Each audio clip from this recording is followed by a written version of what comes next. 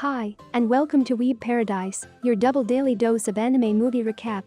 On today's recap, we are going to talk about Giovanni's Island, a 2014 Japanese animated historical drama film directed by Mizuho Nishikubo. The story follows two brothers, Junpei and Kanta, who live on the island of Shikotan, weeks before the end of World War II. Be careful, this video contains spoilers, so if you are not ready, get ready. The movie begins with a ship heading to an island. An old man and woman are on it as they discuss how long it's been since they returned. The man says it brings back many memories, but the woman replies, not for her, as she gets rid of things that she doesn't want to remember. Although later she agrees that these memories can't be forgotten, even if she wants to. She supposes it's the same for Junpei, the old man, who also agrees. They call the island their old home, Giovanni and Campanella's Island. The movie shifts to June 1945. Junpei and Kanta climb up a mountain, attempting to steal the eggs laid by some birds. As they are successful, they rush to distribute them amongst the ladies working on the island. When they're done, they head to their grandmother's home. They play around and imagine being on a train station, as they refer to each other as Giovanni and Campanella. The scene changes to air raid alerts, as 120 dive bombers are said to be advancing towards Nemuro. Everyone heads off to the shelter, including Junpei, Kanta, and their grandparents. On their way, they run into their dad. He was the commander of the island's defense force called the Dawn Corps. The air raid attacks Nemuro as they watch it burning from the island. August 1945, the villagers are sitting and listening to the radio as His Majesty says that the war is over. Japan is defeated. The father reassures his sons that their country will never fall if they have their island and the people are still alive. At home, the father asks Kanta to read a book. It was Kenji Miyazawa's Night on the Galactic Railroad, which their father loved.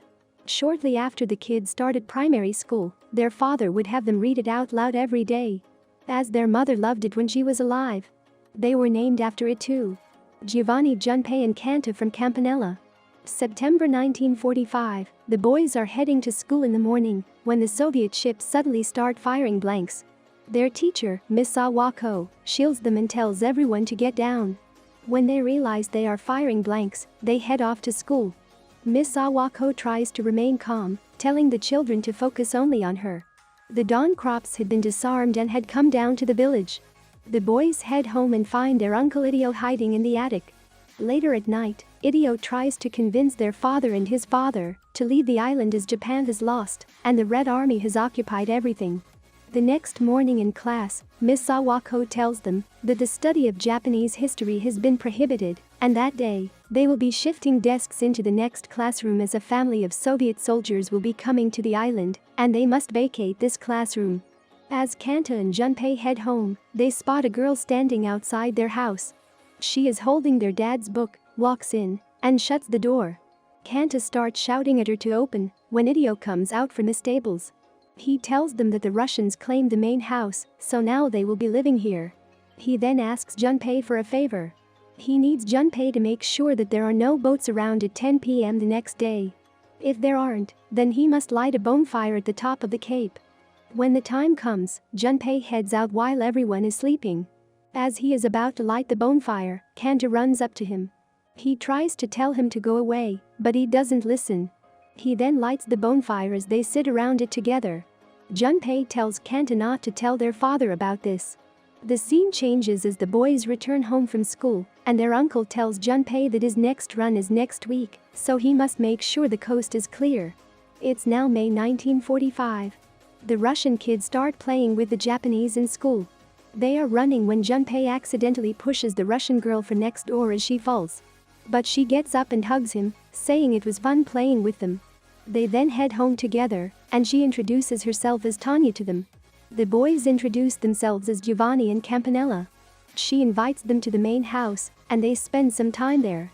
She says her father is an officer, so she has spent most of her life moving.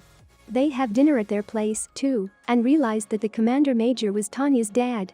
After dinner, they all dance together, and the boys are happy. Later that night, they go to light the bonfire. Kanta teases Junpei about Tanya. The next day, Tanya and Junpei go out to pick raspberries together. There they spot his father loading bags of rice onto a cart. Miss Sawako is there, and he tells her to leave as she has done enough. She says he can't distribute rice to the whole village on his own. He says they will probably be discovered soon, and he can't ruin her life. She hugs him, saying she wants to help him. He has known of his feelings since they were little, and she won't go. Junpei and Tanya are shocked as they run off. Junpei makes Tanya promise not to tell anyone what they saw. As it gets dark, Tanya tells him there will be no Soviet boats that day as everyone is celebrating. Junpei then lights the bonfire.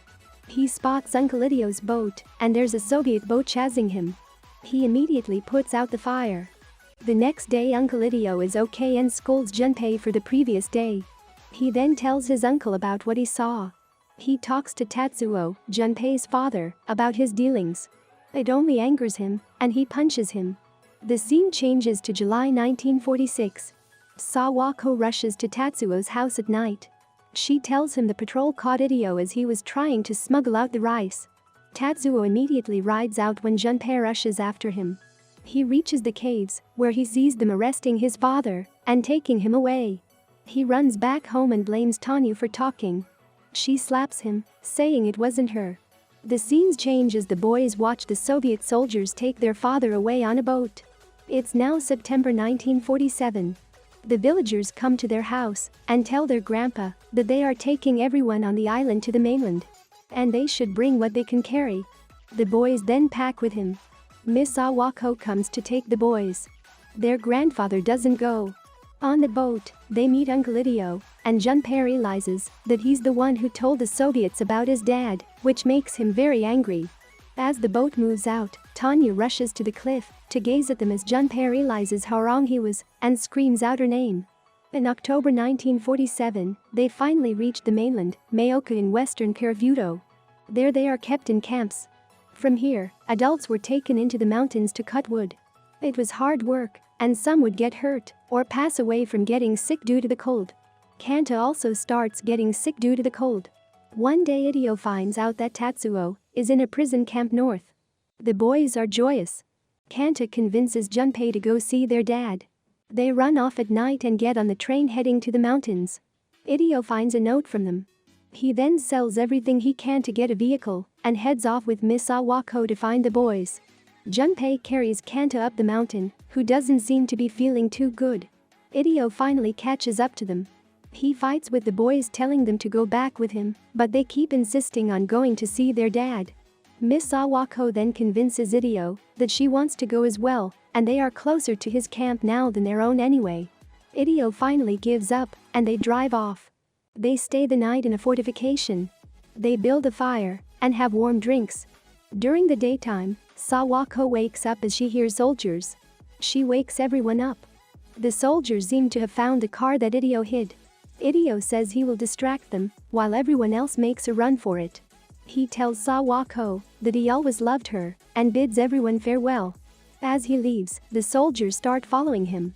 Sawako runs off with the boys. It's very windy and cold. Soon they hear gunshots.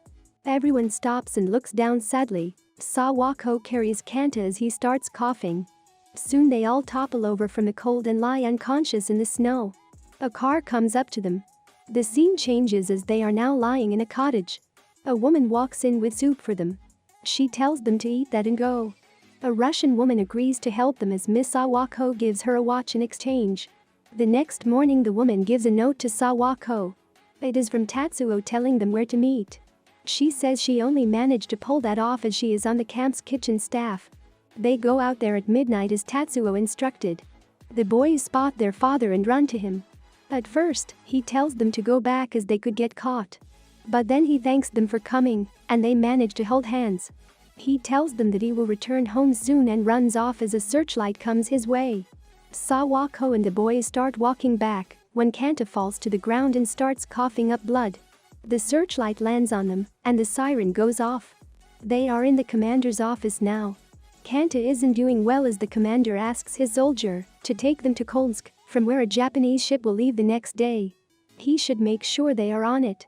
As they are on their way, Kanta's health deteriorates quickly. Junpei convinces him that they are on the Galactic Railroad. He begs him to survive until they reach Japan and eat tasty food. But Kanta slowly fades away and finally dies. Junpei is devastated. As they stand in line for the ship, Ideo also returns to them. He just has a broken leg. As he realizes that Kanta is dead, he tells Junpei to talk to him like he's alive, or they throw the dead over the wayside. Junpei starts talking about the Galactic Railroad, and soon they reach the ship. Back in the present, to an old Junpei. He says it's been 50 years since all those events. He reaches the island along with Miss Awako to the family grave. A graduation ceremony was held that day for the people who couldn't graduate back in their time. As they sit and eat, a girl who looks exactly like Tanya comes up to Junpei and calls him Giovanni. She hands him a book with a sketch pasted in it. It was the sketch he made of Tanya and later ripped out. The girl says her grandmother told her to give that to him. Tanya passed away a year ago. He then hands the girl the Galactic Railroad book. Everyone finally achieves peace of mind, as life has come full circle. They all celebrate, dance, and the old Junpei dances with Tanya's granddaughter, bringing our movie to an end. 2 anime recaps per day. 1 early in the morning to wake you up, and 1 mid-afternoon to take a break after your work. That's my motto for this channel, so I am counting on you to subscribe and press the bell icon. And if you want me to recap a specific movie, let me know in the comments. I'll make sure to satisfy you. Have a great week, and see you next time, nerds.